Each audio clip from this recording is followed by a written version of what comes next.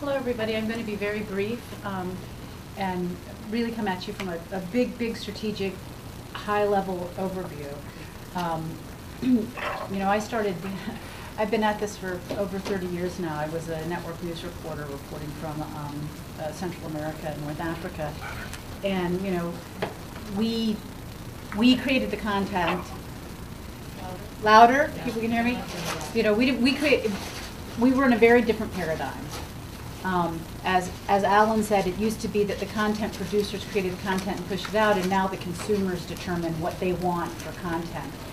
But what I'll tell you as a strategist is just because the consumers determine what they want for content doesn't mean that you don't have an underarching strategy for everything that you do.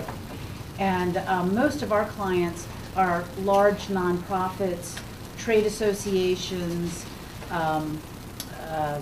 biomedical organizations, et cetera, and they're structured in the old paradigm of creating content.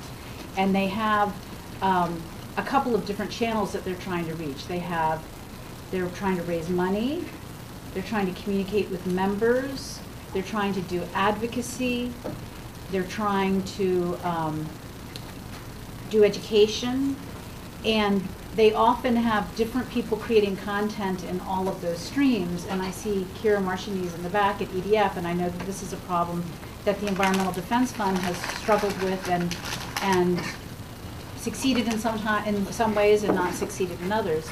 And in fact, there's come to be a new job in the marketplace, which is Chief Content Officer, where a senior person who may not have a lot of social media experience becomes the arbiter of how to create that content as few times as possible. So if you're going to create the content across the board for a bunch of different audiences, how do you do it as few times as possible with as few steps as possible?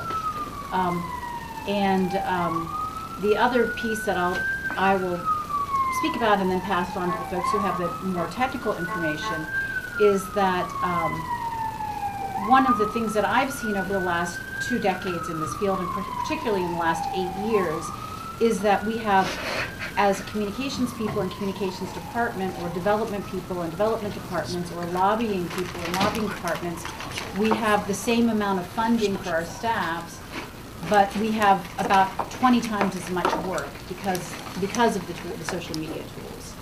And you know, so the one takeaway I would take from what I'm saying here is that you should have a strategic reason for communicating with people. You're not running out and jumping onto Pinterest or running out and creating a meme without a strategic reason for doing so. You know, why are you talking to that stream of people? Who is your target audience? What is it that you want them to do? Because there are a million rabbit holes we can go down and waste time in our communications outreach, and so we always have to come at what we're doing with our overarching organizational strategy. Is this the year that we're raising $5 million? Is this year that we're passing a piece of legislation? What is our overarching strategy, and how do we tease out our content into all of the different channels from that strategy? So, it sounds simple, it's not easy in execution because we're all going in a bunch of different directions, and I'll hand it over to Adam.